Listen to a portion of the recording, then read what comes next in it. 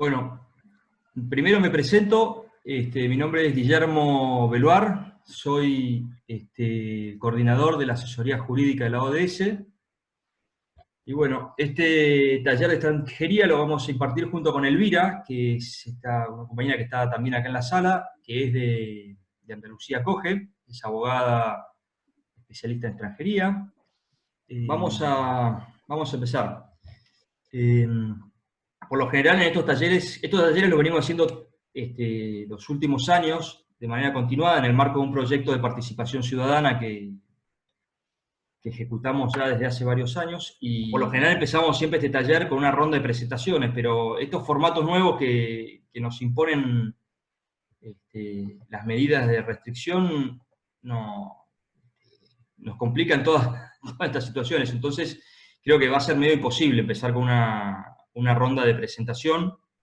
Le voy a pedir que se presente Elvira, que está aquí con nosotros, que ella misma haga su propia presentación y lo salude, y después empezamos ya con el taller. Elvira, ¿estás ahí? Sí, estoy aquí. Vale, Estoy ¿la aquí. escuchan bien a Elvira también? ¿Me escucháis? Estupendo.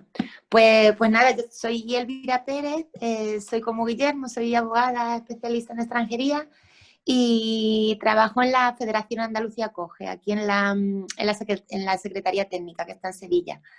Y nada, muy contenta de poder estar aquí con vosotros. Bueno, vamos a ir empezando. Acá, como pueden ver en el PowerPoint, hay un detalle de lo que son las vías para la regularización en el Estado español de los ciudadanos no comunitarios. Nos vamos a abocar principalmente eso, a la situación de los no comunitarios.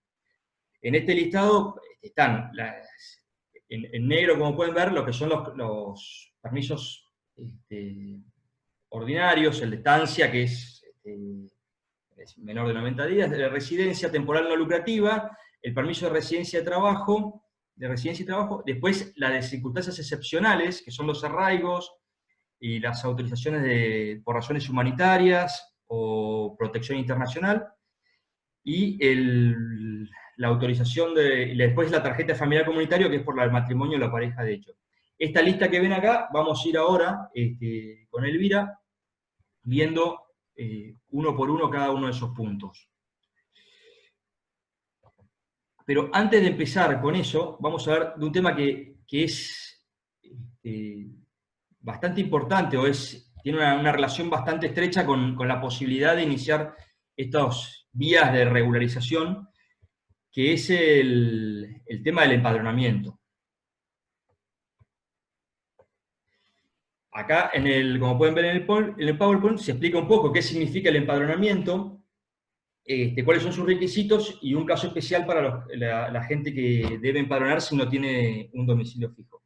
¿Por qué es importante el empadronamiento en materia de extranjería? Porque la mayoría de los mecanismos de regularización que tenemos en España requieren acreditar una determinada cantidad de tiempo de residencia continuada en el país.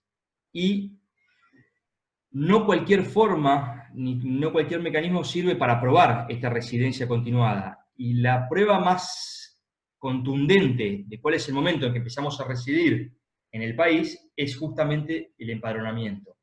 Suele ser la prueba principal con la que acreditamos que llevamos una determinada cantidad de tiempo viviendo en España. Muchas veces tenemos la confusión de creer que con el sello de entrada en el aeropuerto, en nuestro pasaporte, es suficiente, pero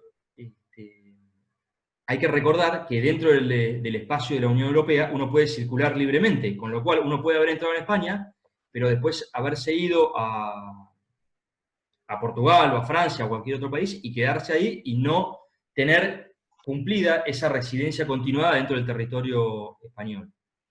Por eso, cuando a la asesoría nos viene gente con sus consultas sobre las posibilidades de regularización, lo primero que aparece es el trámite de empadronamiento. En principio, un trámite que no tiene mucha dificultad, basta presentar el NIE o el pasaporte, en caso de no tener papeles, obviamente, y acreditar el domicilio con el contrato de alquiler o la autorización de la persona. Lo que ocurre es que muchas veces no tenemos los papeles necesarios para acreditar este domicilio. No tenemos un contrato de alquiler o la persona titular de la vivienda en la que estamos no nos quiere firmar una hoja padronal o una autorización, entonces se presenta un caso de complicación de empadronamiento que es muy, muy común.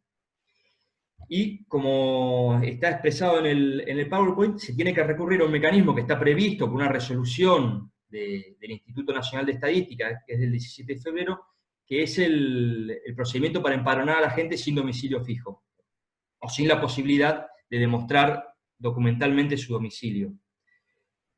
Actualmente en Sevilla, yo estuve hablando la semana pasada con gente de estadística y me estuvieron explicando, porque esto claramente depende un poco de cada ayuntamiento cómo lo gestiona, pero aquí en Sevilla los dos casos más comunes de falta de documentación para el domicilio, que son las ocupaciones de vivienda o quien alquila una vivienda, una habitación y no le dan un contrato, o que el propietario de la vivienda no se anima a firmar la hoja padronal porque tiene miedo, no sabe de qué se trata. En fin, en estos casos, según si es ocupación o un domicilio sin la documentación necesaria, hay dos mecanismos que son diferentes en el Ayuntamiento de Sevilla. En el caso de que sea un domicilio del cual no se tiene documentación, se debe presentar normalmente la hoja padronal por distrito o estadística cuando reabra, indicando que el trámite debe ir a través de los servicios sociales. Esto implica que la hoja padronal le va a faltar la firma del propietario de la vivienda o faltará la documentación acreditativa, pero se le va a dar vista a los servicios sociales para que ellos vayan al domicilio denunciado y verifiquen que es la residencia de la persona ahí. Y en el caso de las ocupaciones, el mecanismo es, hay que llamar al sistema de empadronamiento a domicilio, que se puede llamar actualmente por teléfono, pedir una cita, y gente de estadística va a corroborar la ocupación del inmueble y proceden al visto bueno para el empadronamiento. Pero bueno, eso es por lo general el problema principal que se presenta con el empadronamiento, y por eso queremos recalcar esto, porque es algo que mucha gente no lo sabe. Van a empadronarse y ante la negativa del funcionario, porque falta el contrato de alquiler, ya no saben qué hacer. Existe un mecanismo para empadronarse igualmente. Lo cierto es que es un mecanismo que demora, porque entre que se le da traslado a los servicios sociales para que vayan a hacer informe, o eventualmente vaya la gente de la oficina de empadronamiento a domicilio, hay unas demoras que pueden llegar a ser de 1 o 2 meses. A veces, con suerte puede ser menos, pero puede tener una demora más larga. Pero bueno, terminado el tema del empadronamiento, seguimos. Como decía, la lista de las vías de conseguir la regularización, las primeras ordinarias son en la estancia, que es como llega cualquier turista o cualquier persona que viaja a España, esos primeros 90 días que tiene, salvo que su país requiera visado, el único requerimiento para entrar aquí que hay es contar con unos medios económicos como para justificar la posibilidad de mantenerse durante la estadía, que habla de 30 euros diarios, y en algunos casos, cuando uno viene como turista, suelen pedir demostrar que tiene reservas de hoteles y demás, pero no es lo más frecuente. Después está el permiso de residencia temporal no lucrativa. Este permiso de residencia, que no suele ser el más común, sin embargo tiene un trámite bastante simple, que es un permiso por 1 año, que autoriza a residir pero no a trabajar. Y el requisito principal de este permiso es contar con los medios suficientes económicos como para poder subsistir durante el periodo que se va a otorgar el permiso. Digo que no es nada común este permiso de residencia no lucrativa, justamente porque la exigencia económica que tiene es muy grande.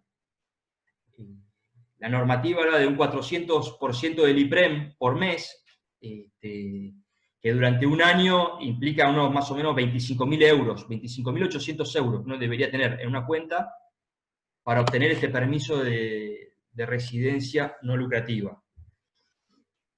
Yo conocí solamente un caso de una persona que lo hizo, a través de alguien que le prestó dinero, lo puso en una cuenta bancaria, presentó el saldo y con eso lo obtuvo. Lo cierto es que el trámite resultó muy sencillo y tampoco hubo mucha verificación de la consistencia de los fondos, pero lo cierto es que son cifras que excluyen a la mayoría de las personas que intentan regularizarse. Después está el famoso permiso de residencia y trabajo, que es un permiso que se nos da exclusivamente cuando tenemos una propuesta laboral que se concede por un año y que puede ser renovado. El tema es, de este permiso, que tiene un elemento que lo vuelve muy poco frecuente para su uso, que es que si no es una de las ocupaciones, el puesto que se quiere cubrir, no es una de las ocupaciones del catálogo de difícil cobertura, que está publicado por el Ministerio, la oferta de trabajo debe pasar por lo que se llama la situación nacional de empleo. ¿Qué quiere decir eso? Que la oferta de trabajo que le pueden hacer a uno como extranjero debe ser presentada ante esta situación nacional de empleo y la oferta se publica para ver si hay un residente o un nacional español que pueda ocupar esa plaza laboral que se publica. Con lo cual, vuelve medio imposible prácticamente este trámite de permiso de residencia de trabajo, salvo para ciertos casos que se prevén el no paso por situación nacional de empleo. Por ejemplo, caso que es recurrente es los países con los cuales España tiene firmado un convenio, entre ellos Chile y Perú, en casos en los cuales la propuesta de empleo no debe pasar por la situación nacional y se puede directamente hacer la contratación y se puede obtener el permiso de residencia. Pero, salvo esas situaciones, o después para víctimas de violencia de género, hay otras excepciones más, suele ser un permiso difícil de conseguir por esto que comentaba. Pero bueno, terminado esto, vamos a pasar a ver los permisos de residencia, ahí se me escapó de residencia por circunstancias excepcionales, que son los que más habitualmente se tramita y suele ser la vía de regularización más frecuente de los inmigrantes aquí en España. Estos permisos de residencia tienen su origen en una especie de premio por cumplir una serie de requisitos. O sea, si uno cumple esta serie de requisitos vinculados a su situación de permanencia en España, se lo premia con el otorgamiento de un permiso de residencia. Es una figura que para nosotros es bastante cuestionable, sobre todo el arraigo social y laboral, que ahora va a comentar Elvira. Pero bueno, es el régimen que tenemos ahora y que lo que implica en definitiva es que tengamos un duro peregrinar los inmigrantes cuando llegamos a España, de varios años de estar en una situación irregular para poder, al obtener un trabajo, conseguir que nos den un permiso de residencia. Dentro de estos permisos por circunstancias excepcionales, como dije, está el arraigo social, el arraigo laboral, el arraigo familiar, la autorización de residencia por razones humanitarias y el asilo y refugio. Ahora, bueno, vamos a ir viendo cada uno de estos casos particularmente. Vamos a empezar con el arraigo social y le doy la palabra a Elvira, que va a ser quien va a aplicar este modo de solicitud de residencia. Bueno, pues saludaros a todos y bueno, como os ha comentado Guillermo, los permisos por circunstancias excepcionales, lo que tienen un poquito más distinto de los permisos que he explicado antes es que se premian, se pueden solicitar aquí desde España, desde el país. Pero siempre hay que cumplir, como ha dicho Guillermo, con una serie de requisitos. Entonces, vamos con el arraigo social. El arraigo social es prácticamente para las personas extracomunitarias, para las personas extracomunitarias el permiso más utilizado. Este permiso lo que te requiere, lo primero, es que lleves 3 años residiendo en España. Como decía, si no tienes permiso de trabajo, tienes que estar 3 años en situación administrativa irregular. Entonces, eso lo tienes que probar, claro. Entonces, ¿cuál es la prueba más fehaciente para probar que se lleva aquí 3 años? El padrón, como se ha explicado, por eso es tan importante, en cuanto se llega al país, empadronarse. ¿Qué pasa? Que hay personas que por H o por B no pueden empadronarse por las dificultades que ha comentado Guillermo.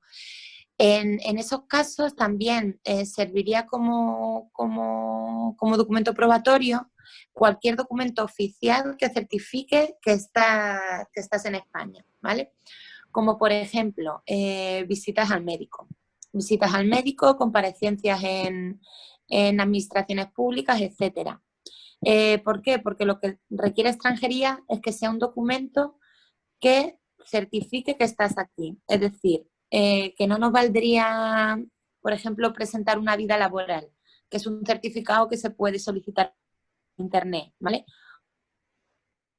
O no nos valdría incluso un curso online, ¿vale? O todo eso no nos podría valer.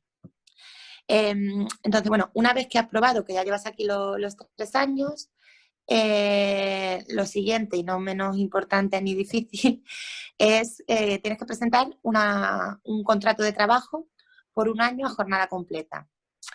Bueno, no presentarías un contrato de trabajo en sí, porque todavía no tienes tu permiso de residencia, con lo cual no podrías trabajar, sino lo que se presentaría en extranjería se denomina oferta de contrato, como dijéramos, que no es más que un modelo de contrato normal.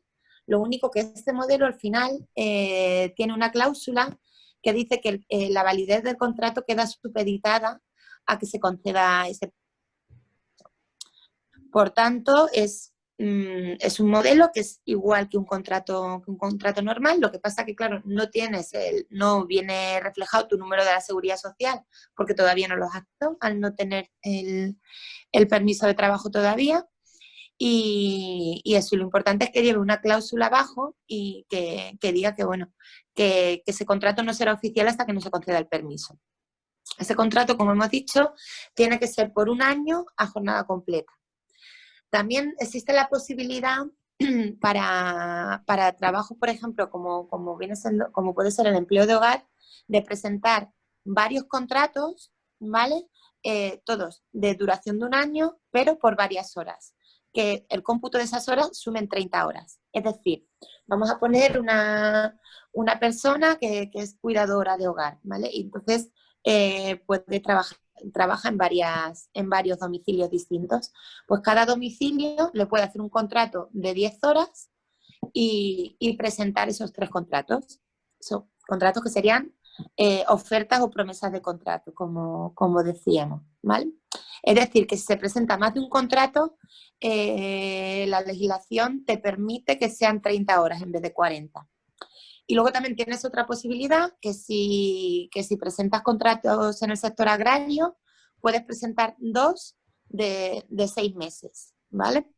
2 contratos de 6 meses. Una vez que ya hemos probado que llevemos los 3 años aquí, mediante padrón o otro documento probatorio, que hemos presentado la oferta de contrato, también los antecedentes, ¿vale?, del país de origen. la ley te dice que son los antecedentes penales del país en el que hayas residido los 5 años antes de haber estado en España. Pero extranjería en todos los sitios, esto es generalizado, te pide siempre, independientemente de que lleves 10, 20 años en España, te va a pedir siempre los antecedentes de tu país de origen, ¿vale? Esto, claro, para algunos países es fácil de conseguir, pero para otros países no es bastante complicado, porque, por ejemplo, por lo general, los países de África, bueno, cuesta mucho más, sobre todo lo que es la legalización de los antecedentes. ¿Por qué? Porque todo documento extranjero que presentes en extranjería debe de estar legalizado y traducido por un traductor jurado, ¿vale? Entonces, claro, los países, hay 2 formas de legalización de documentos, os voy a contar rapidito. Una es por el convenio de La Haya, que habréis oído hablar de la apostilla de La Haya, y la otra es la legalización consular. La apostilla de La Haya es fácil realmente de conseguir, porque realmente con un sello en tu país, con la apostilla, en el país de origen ya queda ese documento legalizado. ¿Qué pasa? Que no todos los países forman parte del convenio de La Haya, con lo cual no todos los países pueden legalizar documentos con esta apostilla, que realmente es más fácil. Entre ellos, prácticamente todos, por no decirte todos, los países africanos, ninguno forma parte del Convenio de La Haya, con lo cual tienen que legalizar la documentación mediante la legalización consular, que se denomina. Esta legalización consiste en que el documento debe tener 3 sellos. El primero, del organismo que emite el documento, en este caso, si estamos hablando del certificado de antecedentes penales del Ministerio de Justicia, vamos a poner de Togo, ¿no? El segundo sello del Consulado de España en Togo, que valide que ese documento es real. Y una vez que tengas estos 2 sellos, ese documento debe viajar a España y esos 2 sellos ese documento con esos 2 sellos debe ser validado por el Ministerio de Asuntos Exteriores de España. Bueno, esto podéis ver la complejidad que puede llegar a tener el tema de los antecedentes penales. También hay que tener en cuenta con esto que es un documento que tiene caducidad, ¿vale? Por lo general, la caducidad del documento de antecedentes penales varía entre 3 y 6 meses. ¿Qué pasa? Que sí que es verdad que con los países en los cuales no entran dentro del Convenio de La Haya, los países que tienen la legalización consular, extranjería suele ser más flexible, ¿vale? Es decir, vamos a poner que una persona de Togo ya por fin consigue todos los trámites consigue presentar todo y resulta que cuando le han llegado los antecedentes penales o cuando haya conseguido toda la documentación, pues ya han pasado más de 3 meses. Por lo general, extranjería no les va a denegar este permiso porque se entiende que pueden pasar incluso más de 3 meses con la sola legalización del documento. O sea que, sin embargo, sí que es verdad que hay que tener cuidado con otros países como puede ser Argentina o Colombia, que sí que es verdad que sus consulados ahora tienen facilidad. Por ejemplo, Colombia tiene lo que es la apostilla electrónica, o sea, lo puedes hacer telemáticamente. Entonces, con estos países sí que es verdad que hay que tener cuidado porque con que se nos pase un día no nos lo van a pasar, nos lo van a requerir de nuevo. Y bueno, ya llevamos las 3 cosas, 3 años aquí en España, el contrato por 1 año jornada completa, los antecedentes penales de tu país y luego tenemos 2 opciones.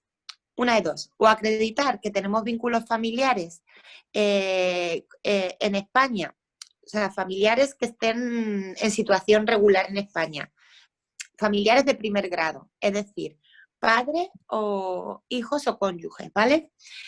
O acreditamos eso o tenemos que presentar un informe que se le llama de arraigo social.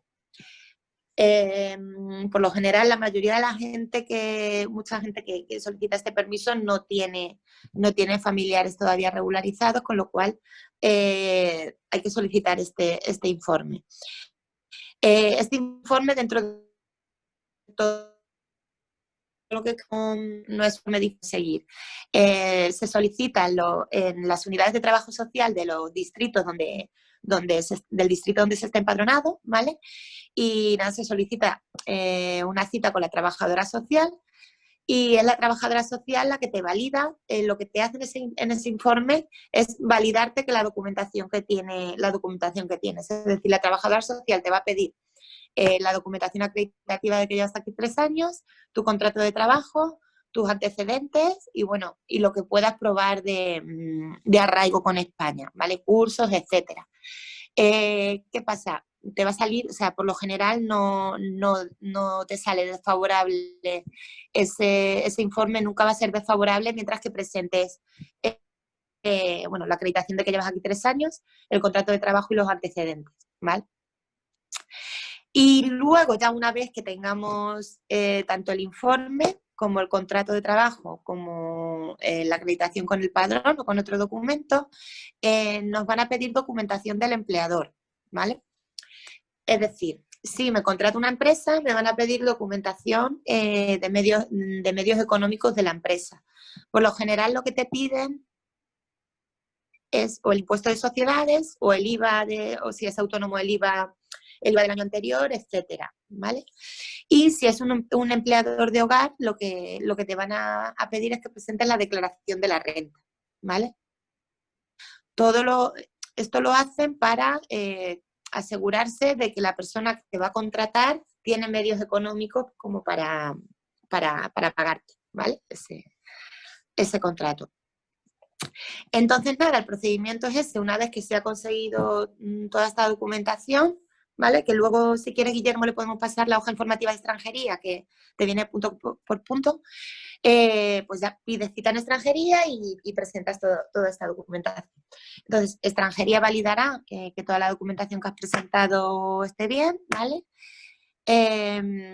Y ya, pues, si te concede el permiso, te manda la resolución de concesión de permiso y tienes un mes, o sea, tu empleador tiene un mes para darte de alta, ¿vale? Entonces, nada, ya es eso, te da de alta el empleador, podrías trabajar y ya solicitas el TIE, que es la tarjeta de identidad de extranjero. Esto es verdad que de primera se ve un poquito complicado, ¿vale? Pero luego finalmente se consigue, ¿vale? Entonces, lo importante es que, bueno, quienes lleváis aquí pues ya unos años, pues eso, tener contactos y bueno, pues para intentar informarse todo lo que se pueda, pues para intentar, una vez que ya lleguen los 3 años aquí, acceder al permiso lo más rápido posible. Y este es el arraigo social. Vamos con el arraigo laboral. Vale, yo El quiero... arraigo laboral, muchas veces... Elvira, Sí. quiero comentar Sí, un poco, dime. brevemente que con todo este contexto del COVID, extranjería ha emitido algunas instrucciones hace algunos meses atrás con algunas directrices especiales vinculadas a los casos de arraigo social, en los cuales se han flexibilizado temporalmente un poco los requisitos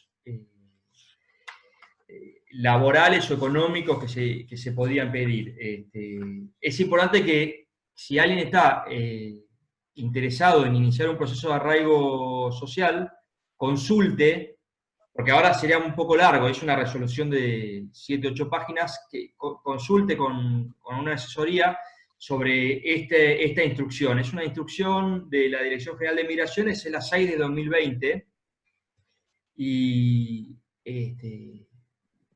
lo que quiere un poco es frenar los efectos negativos que ha tenido la pandemia en cuanto a las relaciones laborales, para que no haya de golpe un freno muy grande en los procesos de arraigo por estas circunstancias. Principalmente a lo que atiende estas instrucciones es a aquellas personas que han iniciado un trámite con una propuesta laboral que por las razones de COVID se ve frustrada posteriormente, tenga un plazo de tiempo para poder presentar un nuevo contrato y que si su proceso no se resuelva desfavorablemente o tenga que iniciarlo nuevamente después. Pero hay también algunas otras circunstancias que es interesante ver en esta instrucción. Solamente eso y bueno, seguimos ahora con el arraigo laboral, ¿vale? Estupendo. Pues eso, empezamos con el arraigo laboral. El arraigo laboral mucha gente lo confunde con lo que hemos comentado antes, con el arraigo social. Es un permiso distinto, ¿vale? Y no tiene nada que ver con presentar un contrato de trabajo. También comentar que ahora veréis, es un permiso que se utiliza, al contrario que en el arraigo social, se utiliza bastante poquito. Este no tiene mucho más, tienes que probar que llevan desde 3 años, tienes que llevar 2 años aquí en España, pero solo lo pueden presentar las personas que hayan iniciado o con la más de alta. Sí, solo pueden que demanden a la persona que les haya contratado, bueno, que haya estado trabajando sin contrato. ¿Qué pasa? Se da poco porque, claro, te requieren que demandes a tu jefe o a la empresa que hayas estado trabajando. Te requieren que ganes, o sea, que ganes ese juicio. Entonces tendrías que presentar la resolución judicial o el acta de la definitiva de la inspección de trabajo donde diga donde condenen a tu empleador por haberte tenido trabajando sin dar de alta, ¿vale? Y luego también te requieren el certificado de antecedentes penales. Esto, como os digo, es un permiso que se solicita muy, muy poca gente. En principio, se incluyó en la normativa de extranjería para intentar pues como pillar la gente que contrataba, o sea, que contrataba sin dar de alta, o sea, que trabajaba sin contrato. Pero también es una cosa que, o sea, si te está primero exigiendo que lleves 3 años en España, ¿cómo vas a vivir? Si no, pues tendrás que trabajar sin contrato, según. Entonces es el tema, porque sí que es verdad que hay personas que tal, pero también hay empleadores que, bueno, que ayudan a estas personas mientras los 3 años que están y luego les contratan. Entonces, pues eso, es un permiso que por lo general no se puede, no se suele utilizar, ¿vale? Y luego tenemos el arraigo familiar, ¿vale? Este permiso se concede por ser padre o madre de un menor español, ¿vale? Realmente aquí la única documentación que te requieren es el DNI de tu hijo español, los antecedentes penales legalizados y traducidos y poco más. Aquí no te van a pedir medios económicos, te van a pedir la certificación de que el niño esté escolarizado, ¿vale? Y diréis, ¿cómo voy a tener un hijo español si estoy aquí de manera irregular? ¿Vale? Pues es que resulta, a ver, este permiso, bueno, se hace para una de dos, o para personas que hayan tenido un hijo con otro español, con un español o con una española, ¿vale? Y que actualmente no tengan relación, que hayan dejado la relación. ¿Por qué? Porque si no, ya como explicará Guillermo, si tú tienes un cónyuge o novio o novia, pareja de hecho español, puedes optar por la vía de la regularización por la ley de los comunitarios, que es más benevolente que esta, ¿vale? Pero bueno, si esa relación no la has llegado a tener, o se ha roto por cualquier cosa, pero sí que tenéis un hijo en común, tu hijo va a ser español. Entonces, por esta vía sí que podría entrar. Y también hay determinados países, ¿vale? Bueno, se empieza a comentar. Primero, España da la nacionalidad por tener padre o madre española, ¿vale? Esto se denomina jus sanguinis, derecho de sangre, ¿vale? Las nacionalidades están reguladas los códigos civiles de cada país, ¿vale? Entonces, en España rige el jus sanguinis, que es que el Estado te concede la nacionalidad española porque tienes, o tu padre o tu madre son españoles. ¿Qué pasa? Que hay países que no la conceden por tener padre o madre español. Hay países que la conceden la nacionalidad por nacer en el territorio de ese país. Que, por ejemplo, Argentina. Argentina te concede la nacionalidad de origen por nacer en Argentina. Es decir, que yo, si tengo padres españoles y nazco en Argentina, tengo la posibilidad de ser argentina. Pero, sin embargo, un hijo de 2 argentinos en España, ¿qué pasa? ¿Qué le pasa? Que ni Argentina le va a dar la nacionalidad directamente porque no ha nacido en Argentina, ni España le va a dar la nacionalidad directamente porque no ha nacido en España. Con lo cual, estos niños sí que tienen la posibilidad de solicitar la nacionalidad española por simple presunción. ¿Vale? Entonces, estos niños al final van a ser españoles. Esta legislación, los países que la tienen actualmente, que yo tenga conocimiento, son Colombia, Argentina y Uruguay. No sé si Perú todavía el uso. Entonces, niños podrían solicitar la nacionalidad por simple presunción, que además es una nacionalidad casi directa. Tú la solicitas en el código, en el registro civil y no van a tardar como máximo de 3 a 6 meses en concedérsela al niño. Entonces, estas personas, padres o madres de estos niños, que al final son españoles, podrían acceder al arraigo familiar.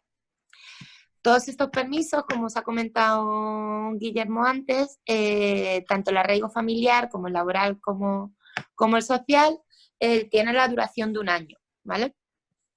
Al año habría que renovar, que luego os lo vamos a contar ahora después. Y ahora dejo a Guillermo con las razones humanitarias. Gracias, Elvira. Bueno, ahora vamos a hablar de otra de estas excepciones de circunstancias de permiso de residencia temporal por circunstancias excepcionales, que es la de por razones humanitarias. Esto es una autorización de residencia que se basa en casos muy concretos, ¿no? Como dice el PowerPoint, es haber sido víctima de algunos delitos determinados, padecer una enfermedad grave sobreviniente, o poder acreditar que la vuelta a tu país supone un verdadero peligro para tu vida o la de tu familia.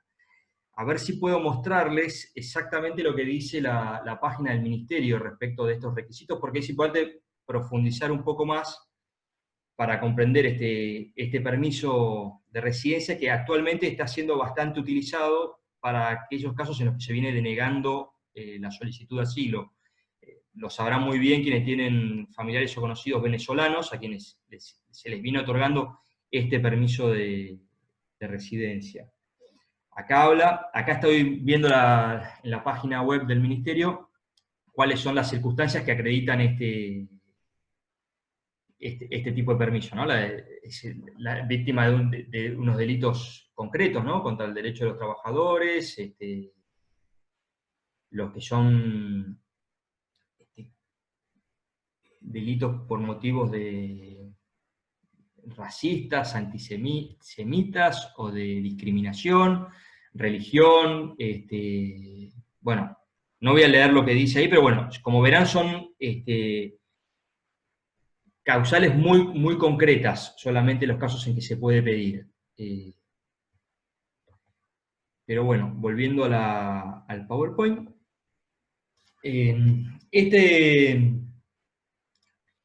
Este permiso de residencia, digo, no suele ser muy habitual por las razones que les explicaba, que tiene cumplir con requisitos muy específicos.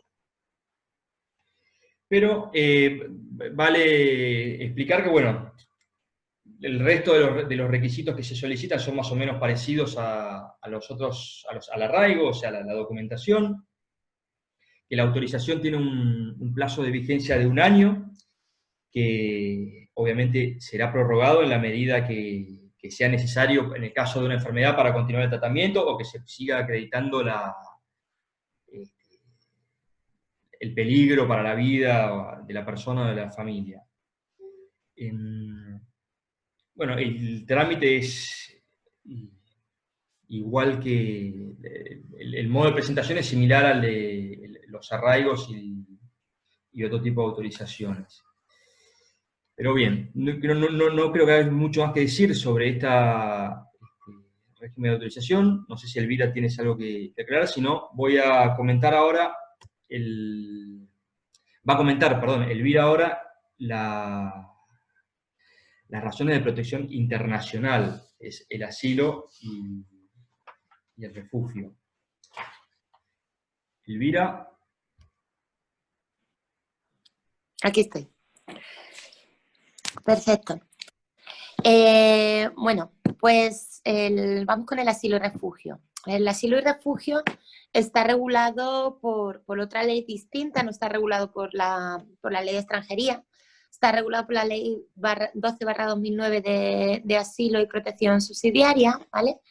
Y se otorga, como bien pone aquí en el PowerPoint, se otorga a las personas que han huido de su país porque, por tener fundado razones de ser perseguidas por motivos de raza, religión, nacionalidad, opiniones políticas, pertenecen a determinado grupo social, de género u orientación sexual, ¿vale?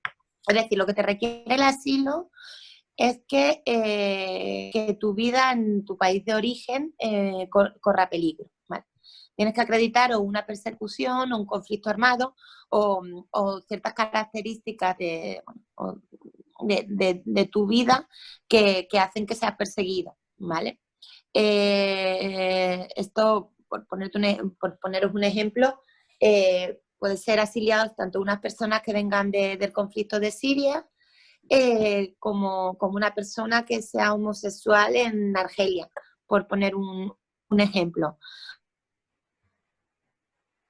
O personas que han sido sometidas en su país a esclavitud o cualquier cosa, ¿vale? Entonces, a ver, sí. Os comento un poquito por encima, ¿vale? El procedimiento de solicitud de protección internacional, que un procedimiento un poquito más especial que cualquier otro de los permisos que hemos hablado de extranjería. Este procedimiento, la solicitud de protección internacional se hace en las comisarías, ¿vale? Entonces tú vienes de tu país y porque estás siendo perseguido y bueno, solicitas protección internacional en la comisaría de la ciudad donde vayas a residir. En ese momento se te va a dar un documento, ¿vale? Que se llama manifestación de voluntad de solicitante de protección internacional, ¿vale?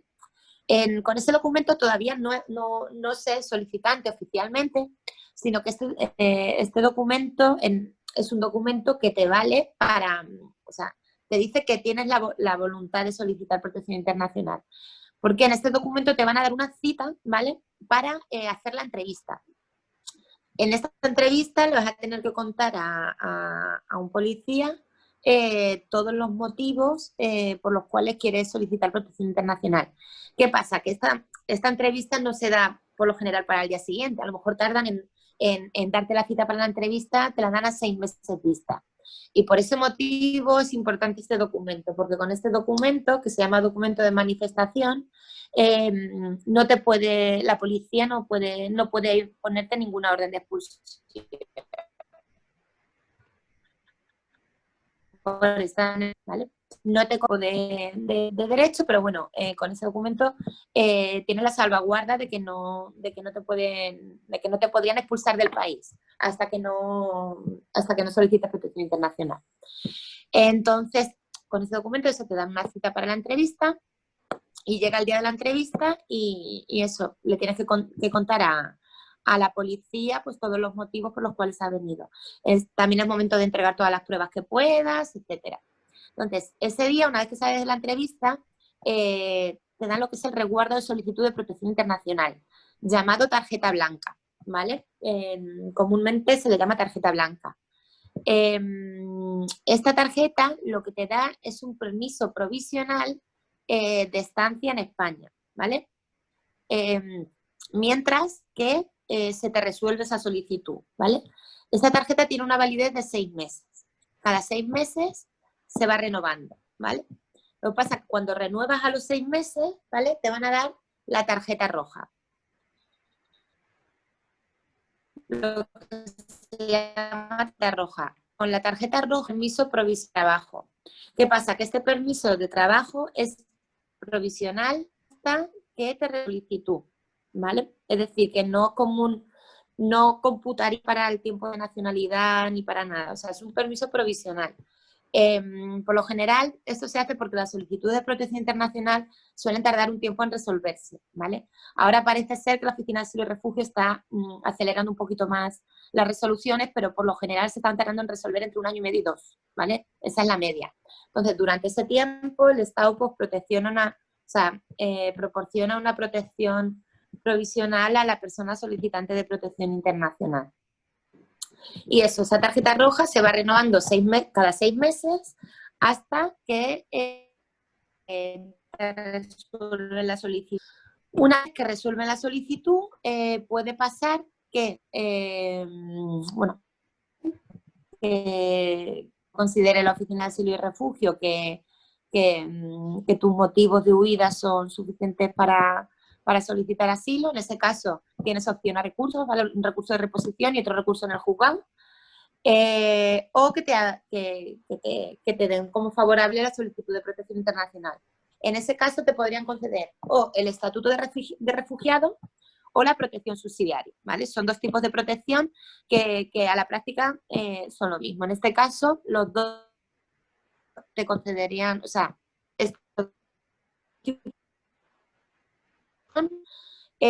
significa un permiso de residencia y trabajo por 5 años, ¿vale? A los 5 años, si las causas que han hecho que huyeras de tu país siguen estando vigentes, siguen siendo así, te lo renovarían, ¿vale? ¿Qué pasa? Que a los 5 años, pues bueno, o puedes seguir siendo solicitante de asilo, pero vamos a poner que vienes de Siria y dentro de 5 años el conflicto ya no existe, ¿vale? Ya es complicado, pero bueno, vamos a hacer ese suponer. No pasaría nada porque tú ya llevarías 5 años en España y podrías solicitar la tarjeta de larga duración, ¿vale? El permiso de residencia permanente. Y luego está para lo que ha comentado Guillermo antes, las razones humanitarias, únicamente para venezolanos, ¿vale? Os cuento cómo es. Claro, el tema de las razones humanitarias es que confluye tanto la ley de asilo como la ley de extranjería. ¿Por qué? Porque en la ley de extranjería, como bien ha comentado Ricardo, hay un inciso que pone que la CIAR es la Comisión Interministerial de Asilo y Refugio, que es la que se encarga de resolver los casos de asilo, puede hacer acuerdos en los cuales, por la situación excepcional de un país, se conceda este tipo de permiso, que está previsto en la ley de asilo, pero no para personas que sufran persecución. Es decir, para Venezuela se hizo porque se consideró que eran personas que es verdad que no tenían una persecución clara en su país de origen, porque es verdad que muchos no corrían peligro, o sea, nada a matar en su país de origen, o sí, el caso, pero bueno, no lo considero que fuera para solicitar asilo, pero sí que consideraban que la situación en Venezuela no era, o sea, no podía, a una persona en Venezuela no tendría las condiciones dignas para vivir. Entonces a los venezolanos se les concede, solicitan asilo y si se les deniega, se les concede este permiso por razones humanitarias. No a todos los venezolanos se les deniegan asilo per se, es decir, sí que es verdad que para gente que ha sido militante o dirigentes políticos de allí, sí que se les ha concedido el asilo, ¿vale? Es decir, lo conceden a la gente que tiene una persecución muy clara, ¿vale? Y por ahí viene el tema de las razones humanitarias. Se conceden este tipo de razones humanitarias también en casos individuales que no sean venezolanos, pero muy poquitas veces. O sea, tienes que acreditar muy bien que la situación en tu país no te permitiría vivir, aunque no acreditar una persecución clara. Pero bueno, hay a personas que se le han concedido. ¿Vale? Y creo que ya más o menos está. Si tienes algo que comentar tú, Guillermo. No, nada más, creo que está súper claro. Ahora vamos a comentar brevemente el tema de las renovaciones de los permisos y después yo voy a hablar de la reagrupación familiar. Venga, estupendo. Pues vamos a las renovaciones, ¿vale? Las renovaciones de los permisos que hemos comentado antes, sobre los de circunstancias excepcionales, ¿vale? Como hemos comentado, estos permisos, tanto los arraigos como las razones humanitarias, ¿vale? Tienen la vigencia de un año, ¿vale? Al año tendríais que solicitar la renovación. Si se concede esta renovación, te darían un permiso de 2 años más, esta vez. Pasarían estos 2 años, tendrías que solicitar nuevamente la renovación, que se denomina segunda renovación, y te darían otro permiso por otros 2 años. ¿Vale? Entonces ya al cumplir los 5 años, una vez que ya has renovado esas 2 veces, ya harían 5 años con un permiso, ya podrías solicitar la larga duración, lo que es la residencia permanente, ¿vale? En esta residencia, como ahora veremos, no te van a... ya adquiere lo que es un derecho permanente a estar en España, ahora veremos lo que es. Pero bueno, vamos con la primera renovación. Para la primera renovación, lo que te van a exigir, lo único que van a mirar, bueno, aparte de que no hayas delinquido en ese año en España, lo que van a mirar es que el tiempo que has trabajado, el tiempo que has cotizado en el país, ¿vale? Entonces, hay 2 opciones. Lo mínimo es haber trabajado durante 6 meses, ¿vale? Haber trabajado durante 6 meses, pero en el momento de la renovación tienes que tener o una oferta de contrato o estar dado de alta todavía, ¿vale? La otra opción es, si no estás dado de alta o no tienes en el momento de la renovación un contrato una promesa de contrato, tienes que acreditar que has cotizado 9 meses, ¿vale? Entonces, esto pasa porque, bueno, muchas veces pues no es que dejemos nosotros el trabajo, sino que nos echan o que nuestro jefe no tiene dinero, lo que sea. Entonces, es muy importante calcular los tiempos de cotización para que luego no haya problema a la hora de renovar. Y eso, como hemos comentado, una vez renovado, también comentaros que la ley también te da la posibilidad de renovación habiendo cotizado nada más que 3 meses, ¿vale? Pero aquí tienes que acreditar que el trabajo no lo has dejado tú, es decir, que la relación laboral se ha extinguido por motivos ajenos a ti, ¿vale? Y tienes que acreditar que has estado buscando trabajo activamente durante todo el tiempo. Y también te van a exigir que en ese momento de la renovación tengas una oferta de contrato, ¿vale? Es decir, para que quede más claro, para lo mínimo para cotizar, si no tienes en el momento de la renovación un contrato de trabajo o no perdura el primer trabajo, son 9 meses.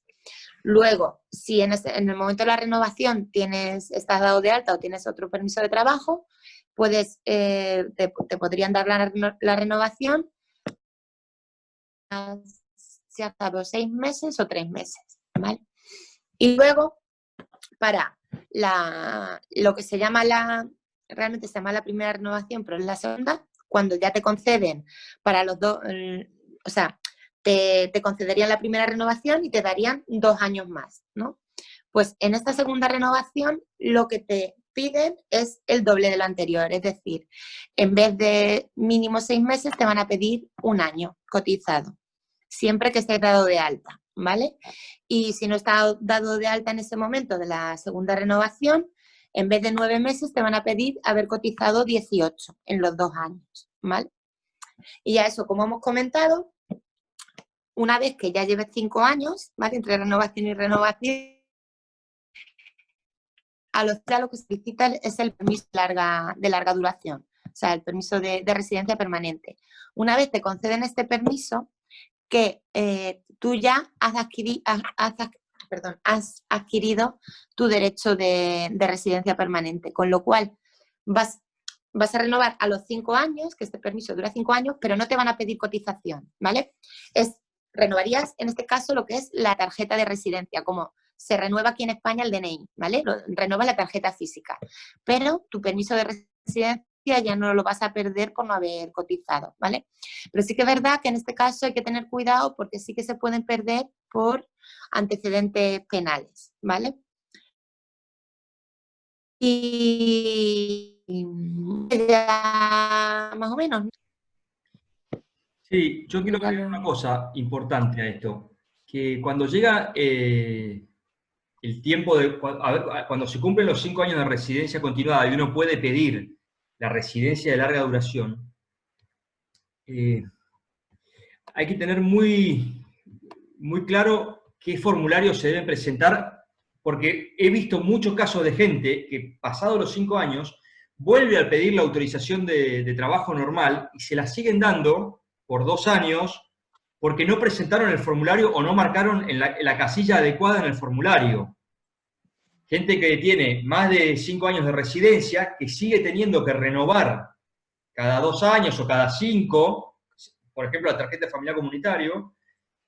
Es importante al momento, cuando se cumplen los 5 años, saber que la próxima renovación hay que pedir puntualmente la de larga duración, si no puedes tener temporal durante mucho más de 5 años. Yo eso lo he visto. Pero bueno, creo que nada más para hablar de este tema. Vamos a pasar ahora. Eso era muy importante. Sí, sí, sí. Ahora, bueno, vamos a pasar digo que eso es muy importante. Una vez que ya tenemos la regularización y necesitamos o queremos traer a nuestra familia, que es la famosa reagrupación familiar, que tiene como objetivo que los extranjeros con un permiso de residencia en España puedan traer a sus familiares a vivir con ellos aquí. Los requisitos que se tienen que cumplir son, por un lado, acreditar el vínculo familiar y eventualmente la dependencia económica de ese familiar. Por otro lado, acreditar que se cuenta con los medios suficientes para hacerse cargo del familiar que uno quiere traer a vivir a España. Y, por último, acreditar que se dispone de una vivienda adecuada para ello.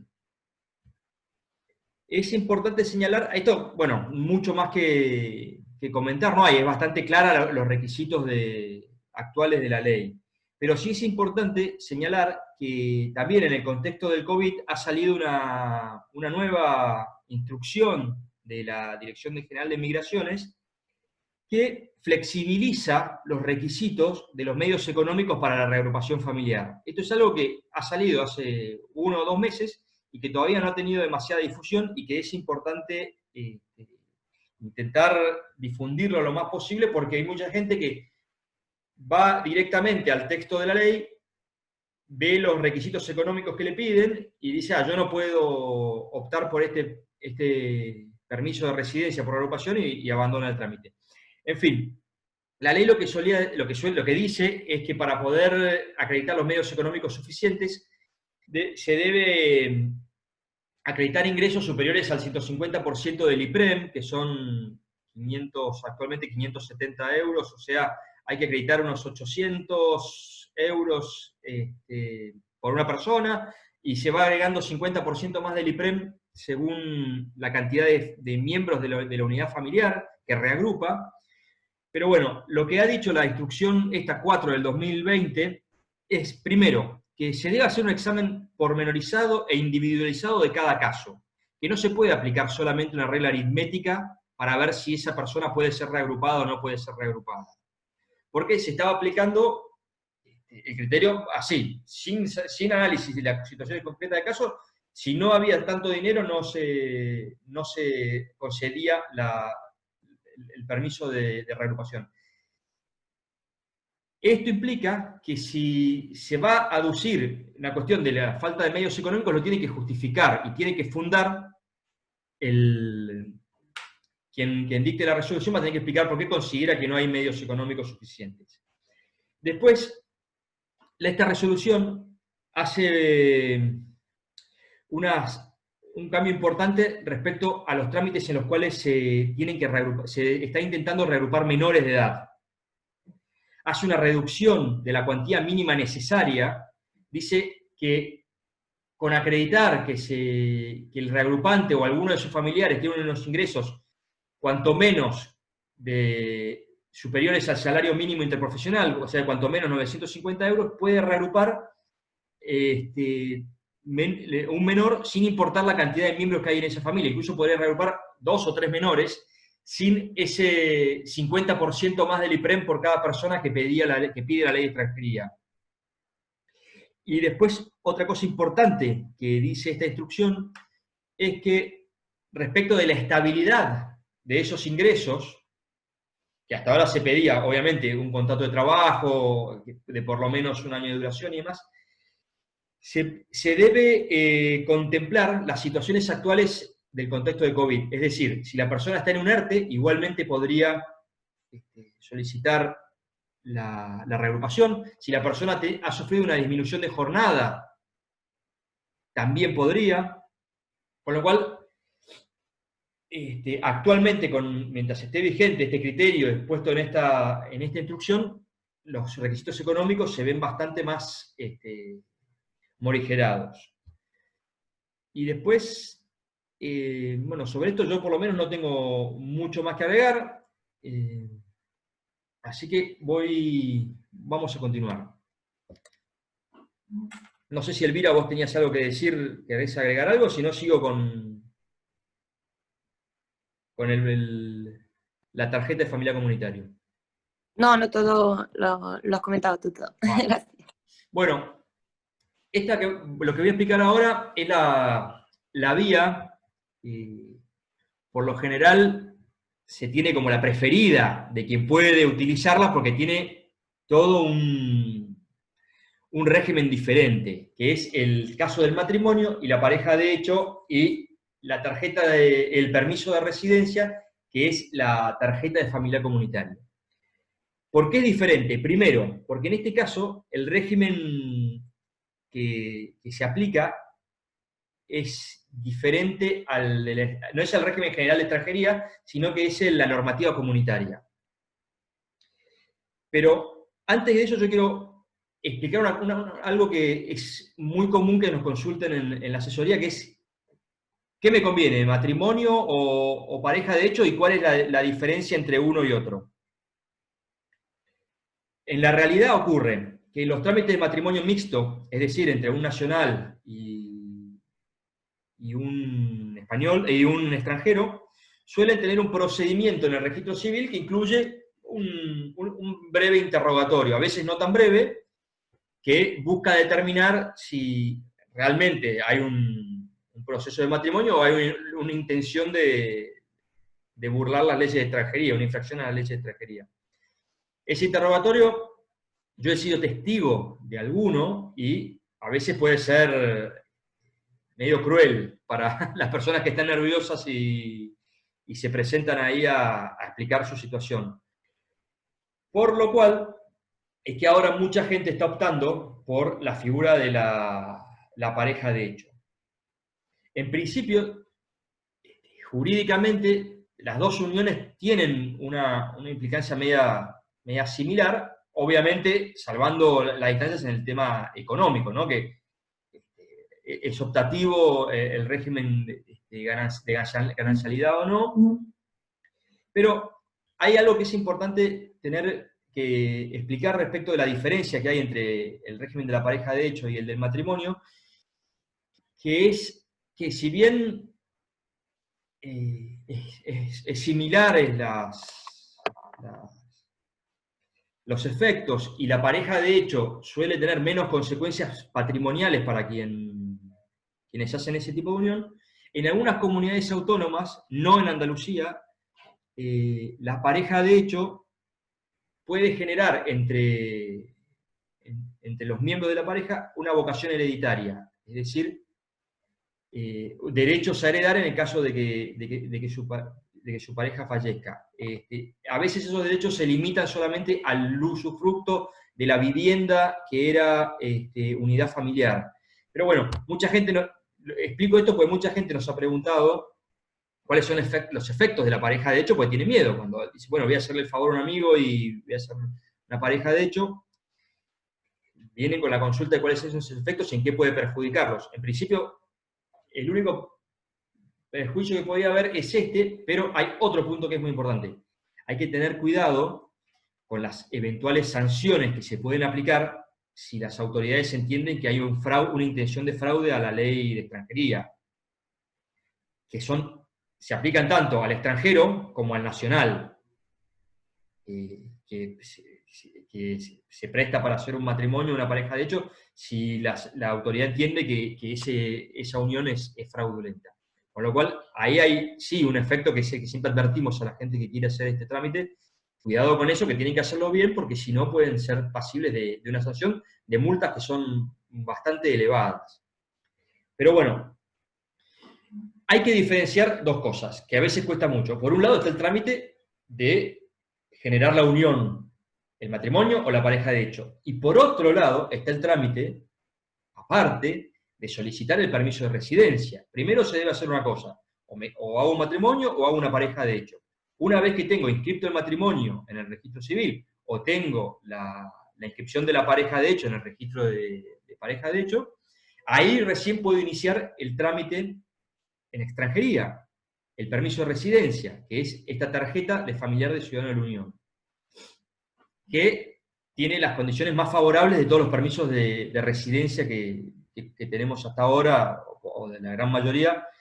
Porque, primero, permite residir y trabajar desde el inicio en las mismas condiciones que un español, que además es un permiso que dura 5 años, a diferencia como de los arraigos y las otras autorizaciones por circunstancias excepcionales, que como explicó Elvira, tienen siempre un primer plazo de vigencia de 1 año. Además, por ser justamente un régimen diferente, no ser el régimen general de extranjería, sino el régimen comunitario, hay otro efecto muy importante de este permiso de residencia, que es que sus efectos se retroatraen, según la ley, al momento de ingreso o de entrada al país por parte del extranjero. Lo cierto es que extranjería lo viene retrotrayendo a la fecha en que uno solicita el permiso de residencia o la tarjeta familiar. Pero estos efectos retroactivos, ¿qué permiten? Y esto es muy importante. Que quien inicia un trámite ante extranjería de solicitud de tarjeta de familiar comunitario, ya a partir de ese momento puede empezar a trabajar. Lo pueden dar de alta en la Seguridad Social y puede empezar a trabajar. Diferente al caso del arraigo social, que como explicó Elvira, uno no presenta un contrato, sino que presenta una propuesta de contrato porque no lo pueden contratar hasta que no se le otorgue la autorización de residencia. Aquí no. Desde el momento que uno presenta el trámite, puede empezar a trabajar. Pasado estos 5 años, se puede renovar esta tarjeta ya de forma permanente, como habíamos explicado. Una última cosa sobre esta autorización. Hay una cuestión vinculada a los requisitos económicos del matrimonio o la pareja de hecho. Hasta hace un par de años atrás, había un debate jurisprudencial respecto de qué ocurría con los matrimonios entre un español y un extranjero, y no entre un italiano y un extranjero que residen en Italia, que residen en España. Muchos jueces entendían que a un español no se le podía pedir en España acreditar medios económicos para poder vivir con su mujer o con su pareja, que eso atentaba contra el derecho constitucional de la vida familiar y demás. Y de hecho, muchas denegaciones de extranjería por la falta de medios económicos, cuando uno de los miembros de la pareja era español, terminaban siendo revocadas en sede judicial invocándose este criterio, pero en el 2018, a fines de 2018, el Tribunal Superior aclaró en un fallo plenario este criterio y lo dio vuelta. Dijo que el artículo 7 de la ley de extranjería, de la ley comunitaria, es aplicable a los casos de matrimonio entre español y extranjero, y que se le pueden exigir, y es lo que se le debe solicitar, que se acrediten estos medios económicos a quien solicita la tarjeta familiar comunitaria. Lo cierto es que la ley ni la normativa en ningún momento aclara cuáles son los medios económicos que requiere esta unidad familiar para poder solicitar este permiso. Se aplica a veces analógicamente lo que se pide para la reagrupación, tanto por ciento del IPREM y demás. Pero eso es una interpretación que hace los propios órganos de extranjería, pero no está volcado en la ley, con lo cual puede ser eventualmente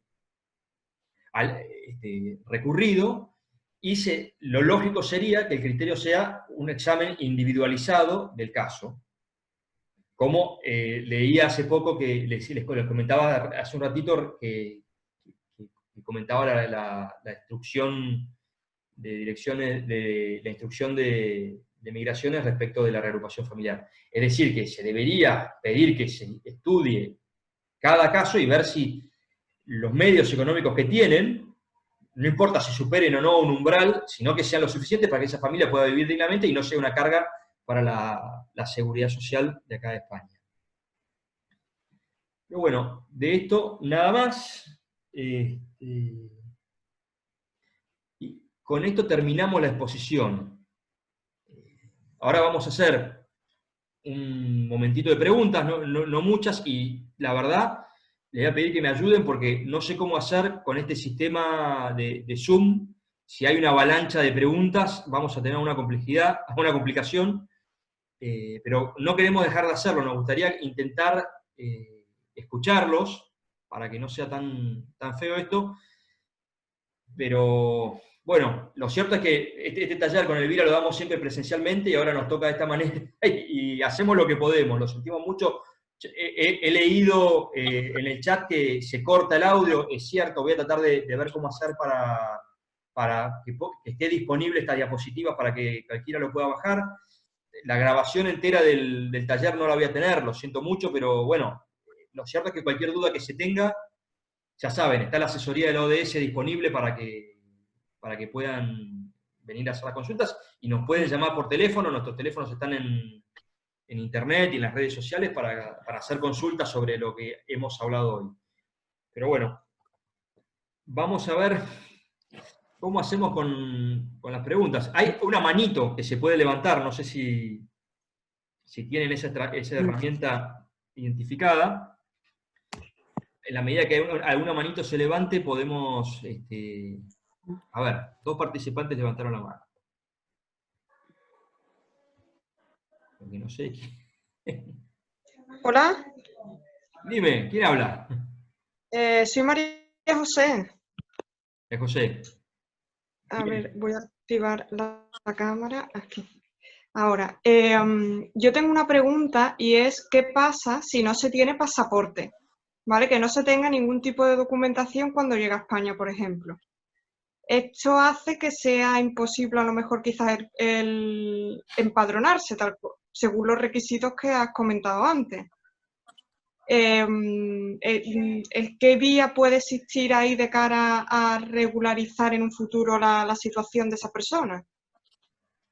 Sí, a ver, en principio, cuando alguien llega sin pasaporte, tenemos que ver si es posible que esa persona obtenga un pasaporte en su consulado, o vea de qué manera pueda tramitar para volver a gestionar el pasaporte, porque lo cierto es que sin documentación que nos identifique va a ser muy difícil. Existe el caso de los países que por tener algún conflicto político o bélico no estén emitiendo documentación y pueda que se haga algún tipo de salvedad en algunos casos concretos. No sé, Elvira, si vos tenés noción de algunos países. Os comento, a ver, por lo general los permisos de extranjería siempre te van a pedir, o sea, es requisito indispensable tener el pasaporte vigente además, ¿vale? ¿Qué pasa? Que sí que es verdad que hay una fórmula, ¿vale? Que se llama cédula de inscripción, ¿vale? Que eso se solicitaría al pedir el permiso. Pero ¿qué pasa? Que para que te concedan esta cédula, ¿vale? Tienes que acreditar que en tu país de origen se niega a documentarte, ¿vale? Entonces es muy complicado porque, por ejemplo, sé que está habiendo mucho problema con tema Venezuela. El problema que pasa con Venezuela es que... Se te ha cortado el audio, Elvira.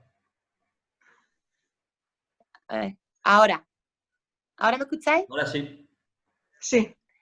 No sé si me queda... ¿Habéis escuchado lo de Venezuela? Sí, No hasta ahí sé llegamos. por dónde va. Vale. Está pasando mucho con Venezuela. Venezuela lo que pasa, o sea, el problema que tenemos con Venezuela es que Venezuela no es que se niegue, es que no emite, ¿vale? Entonces, claro, al final a la práctica no está emitiendo pasaportes. No sé cómo estará ahora la cosa, si está mejor, pero vamos, llevan mucho tiempo. Entonces, yo he presentado varias cédulas de inscripción para personas venezolanas por razones humanitarias y me las han denegado. Las han denegado porque, claro, Venezuela no es que no documente, es que hay una dilación en el tiempo que es exagerada, con lo cual, entonces ahí tenemos realmente un problema, ¿vale? ¿Qué pasa? La única salvedad son las solicitudes de asilo y los permisos por asilo. Los permisos por asilo, si lo tienes concedido, o sea, una de dos, o durante el tiempo de la solicitud, tanto durante el tiempo de la solicitud como cuando te conceden el asilo, no te van a requerir que presentes pasaporte, ¿vale? En ningún momento, porque se entiende que si has venido huyendo de tu país o que vienes huyendo por tu propio gobierno tal, no vas a ir a tu embajada ahora a pedir un pasaporte.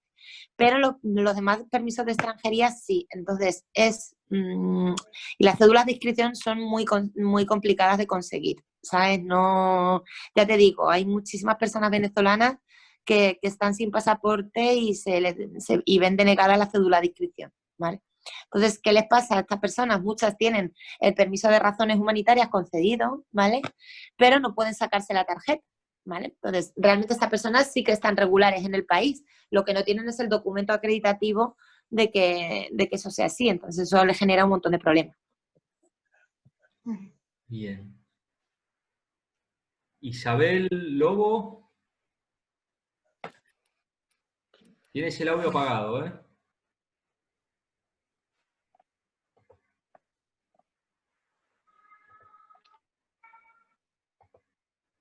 Isabel, no te escuchamos, ¿eh? Tienes el audio desconectado. ¿Ahora? Ahora sí. ¿Sí? Sí, sí.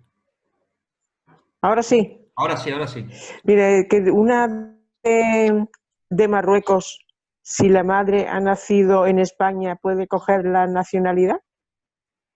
Sí, Elvira, sí.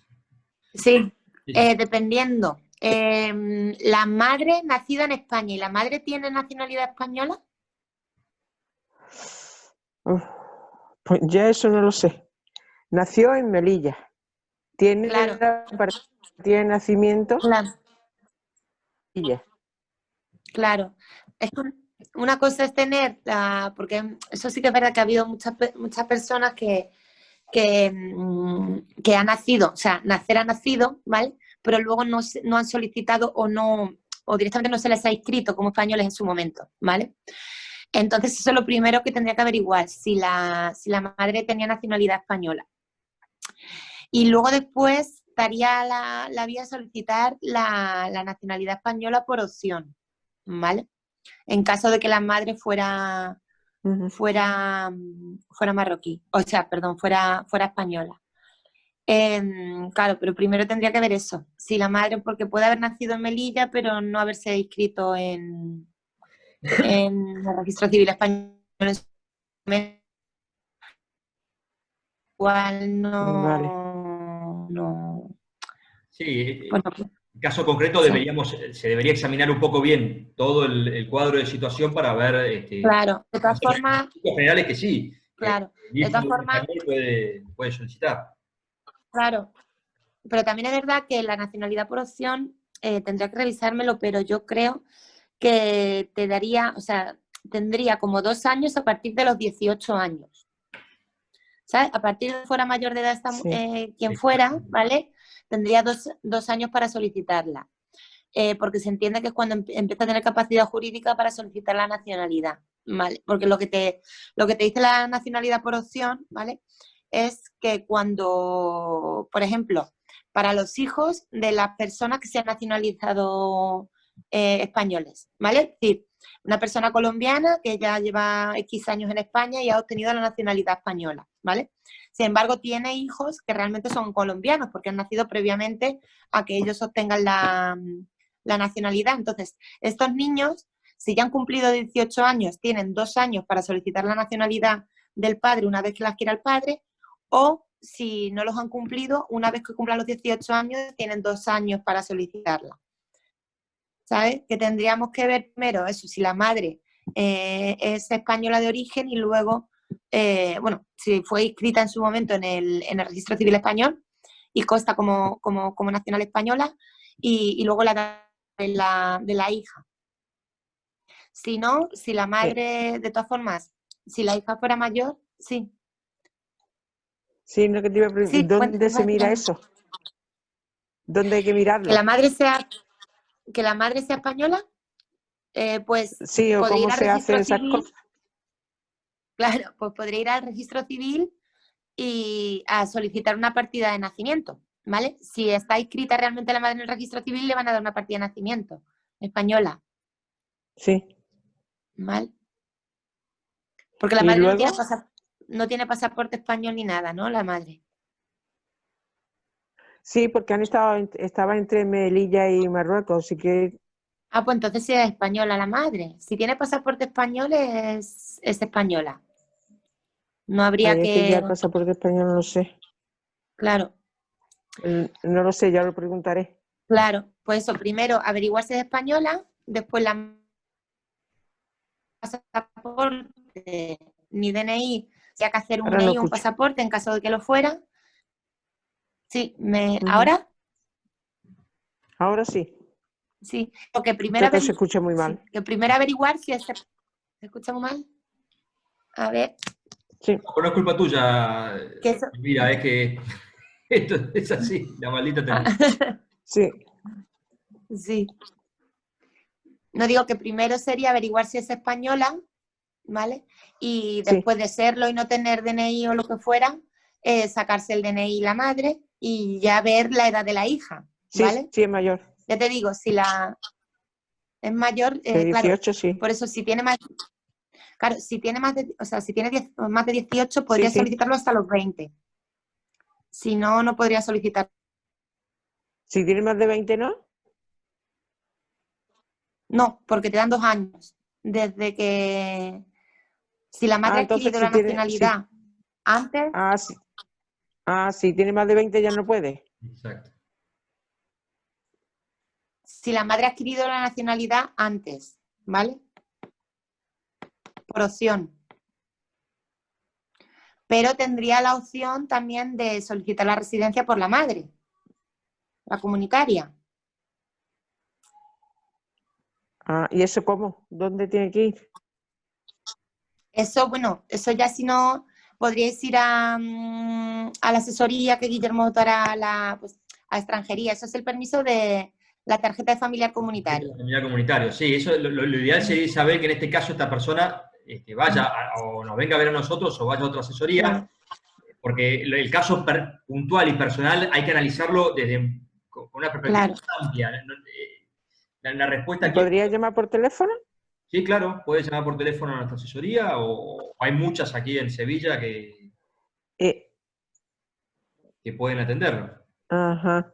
¿vale? ¿El número me lo podéis dar o lo busco en internet? Búscalo en internet, que ahora no lo tengo y tendría que agarrarte el teléfono que se me quedó sin batería. Pero búscalo por internet que lo vas a encontrar, no te preocupes. Bueno, Vale. Muchas gracias. de nada, Isabel. Hasta luego. María José Serrano tenía la mano levantada y después Carmen. María José, no sé si estás ahí. Tienes el micrófono apagado.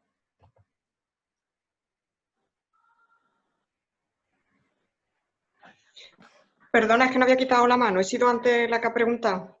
Ah, es verdad, perdón. Carmen, entonces. Perdona, ¿eh?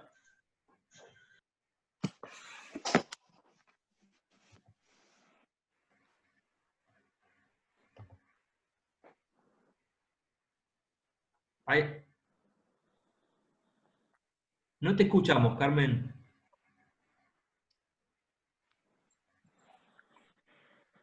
No te estoy escuchando. Ah, a ver, Carmen, si quieres puedes escribir la pregunta por el chat, porque por alguna razón no estoy teniendo tu audio. Porque no figuras como silenciada, pero no se te escucha. No sé si soy el único que no la escucho o... No, No se escucha yo nada. tampoco la escucho.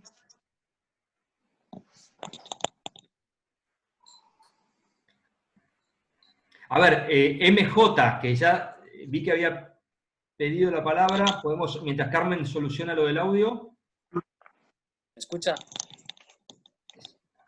Alguien estoy escuchando ahora, no sé quién. ¿Se me A ver, escucha Carmen. MJ? MJ. Bueno, MJ, vamos primero contigo y después volvemos con Carmen.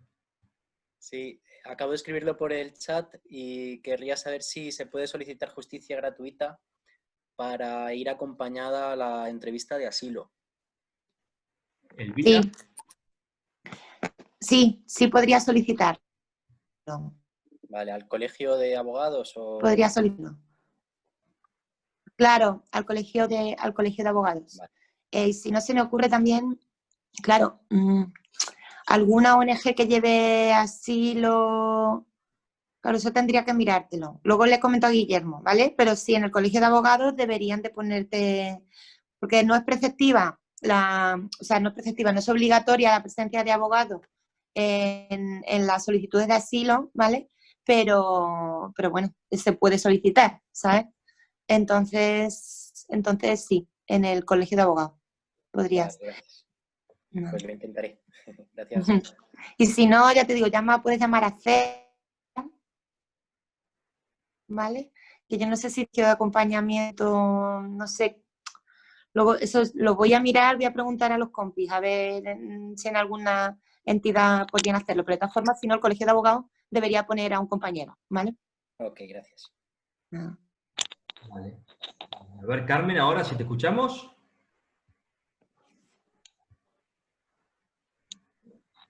Carmen ya no está directamente.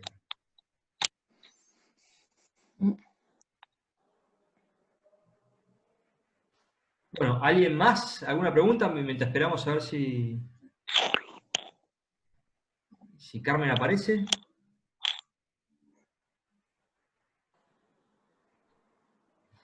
A ver. Beatriz está diciendo que puede preguntar. No sé quién es Beatriz. Yo. Sí, vale. Buena, una consultita. Una pregunta es que me he ido un momento, pero espero que no haya sido, lo hayáis hablado en ese momento. Con toda la situación ahora mismo de citas, de problemas que está habiendo con el colapso de los trámites y demás, si alguien tiene, o sea, porque me han llegado casos de gente que está incluso pagando para poder tener citas, para poder poner la huella, vamos, para todo, para renovaciones y demás.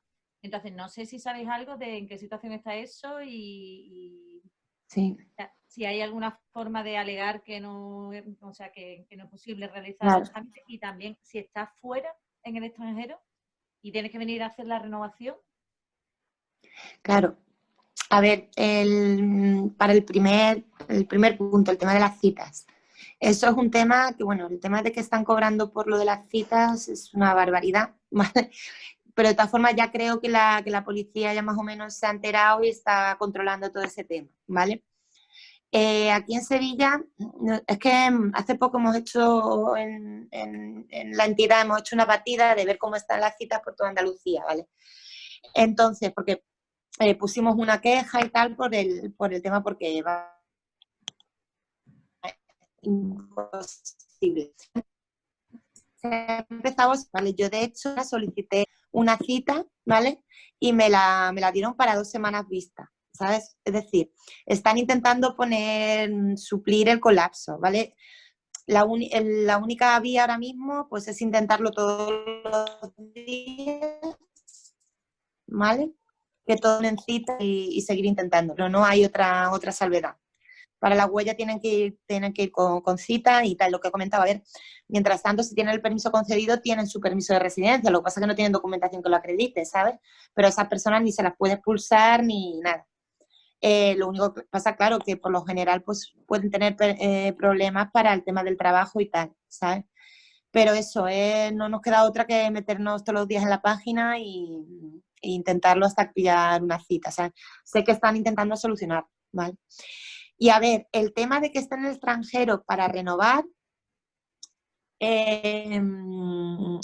acciones se pueden presentar siempre se ha podido presentar por Restara, ¿vale? ¿vale? Que no puede venir o como es el caso. Claro, vía telemática, perdón. Pero ¿cómo es el caso? ¿Están fuera y no puede venir por el tema del COVID o cómo? Mauritania. En Mauritania y no puede venir por COVID, ¿no? Vamos, está viendo para pedir la cita, para ver la renovación y no sabe en el momento que sea cómo va a estar el contexto de frontera, ¿verdad? Ahora mismo la entrada no está muy fácil, pero... Claro. Pues ahora la renovación no la puede hacer vía telemática, ¿sabes? O sea, no va a tener problemas. O sea, quiero decir, lo puede presentar por registro electrónico, claro. Lo que es la documentación de la renovación, que no tiene que venir presencialmente. Entonces eso. Lo único que sí, que por el tema de España, ¿vale? Si está teniendo problemas por el COVID, que tengan vista que tiene que acreditarlo por si acaso le deniegan por ausencia de España X tiempo, ¿sabes? Que acredite muy bien que es por el tema de entrada y salida. Pero ya te digo, las renovaciones se pueden presentar por registro electrónico, o sea que ahí no debe tener problema. El problema sería para la cita para la huella, que eso sí que lo tiene que hacer presencial, ¿sabes? Pero bueno, mientras si todavía no lo ha solicitado, que haga la renovación electrónica y luego ya veremos para la huella.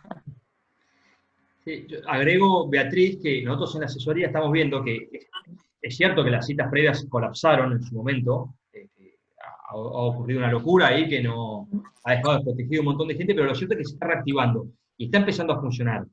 Y lo que pasa es que requiere la locura de tener que estar insistiendo y probando día a día, a primeras horas, a ver si hay citas. Nosotros hemos logrado sacarle citas a gente que estaba en esa situación, pero con un esfuerzo terrible. Lamentablemente es lo que queda, pero las citas aparecen. He leído en algún foro que hay algún día de la semana, creo que era los miércoles en la mañana, que aparecen las citas y vuelan inmediatamente. Pero bueno, eso existe. Y otra cosa importante que ya lo remarcó Elvira es que se están ampliando cada vez más las posibilidades de presentación telemática de trámites, renovaciones e incluso iniciales. Con lo cual es una opción también pensar en eso, que uno puede iniciarlo por vía telemática y después ya lo llamarán.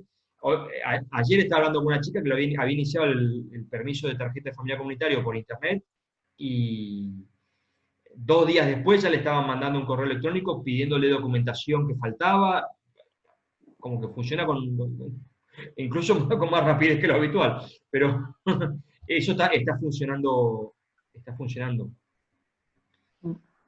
Gracias. Bueno, Ana Moreno levantó la mano recién, a ver si la escuchamos. Sí, buenas tardes. ¿Me escucháis? Sí, perfecto, Ana.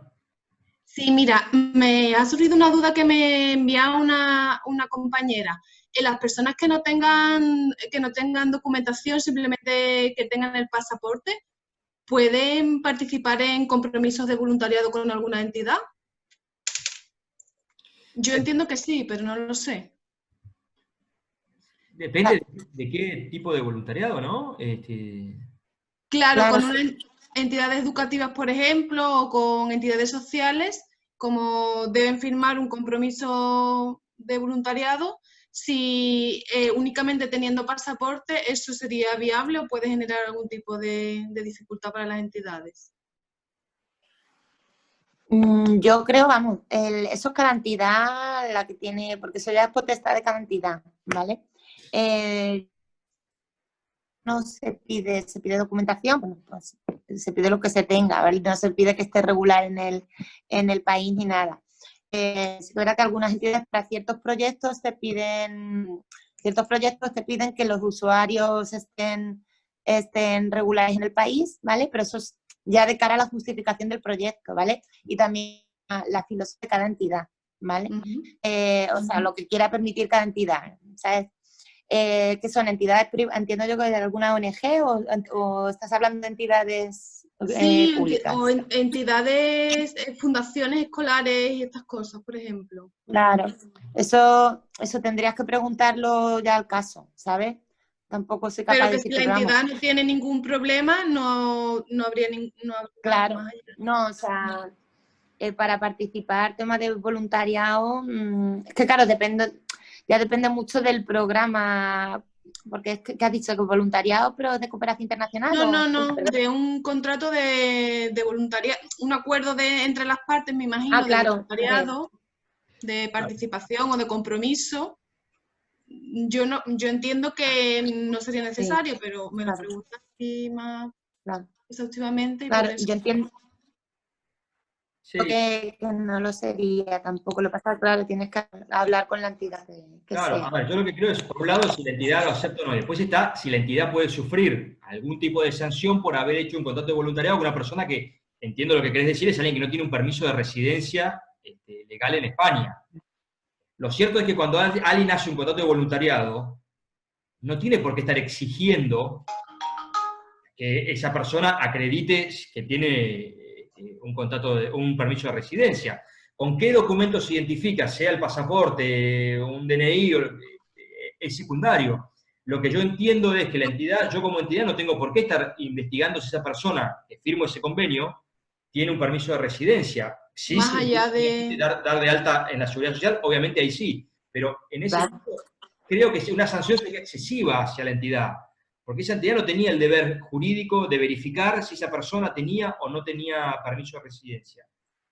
Apunta Beatriz en el chat que en muchos casos, cuando hay que hacer algún tipo de voluntariado, se piden los certificados de antecedentes sexuales en el ámbito educativo. Aquí, si existe esa exigencia, hay un impedimento, porque la persona que no tiene su permiso de residencia no podría presentar un certificado de antecedentes sexuales. Pero, la verdad, es una punta compleja que si conoces a alguien que tiene la duda, por ahí podría contactarse con nosotros y tratar de profundizar en el tema. Pero la lógica jurídica me indica que si yo no tengo el deber de investigar para celebrar este contrato con vos, tu estatus, no tendría por qué tener sanciones.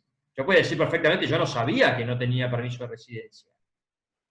Tampoco es que no se puede contratar con una persona que está irregular. No se le podrá dar trabajo, pero yo puedo, esos pequeños contratos cotidianos, ¿no? Alquiler, yo le puedo alquilar un piso a una persona irregular sin sufrir una sanción. Le puedo, un contrato de compraventa, le puedo vender algo o sea, para muchos también no es necesario solicitar esa información, si tenés o no un permiso de residencia. ¿Vale? Vale, perfecto, muchas gracias. Gracias, Ana.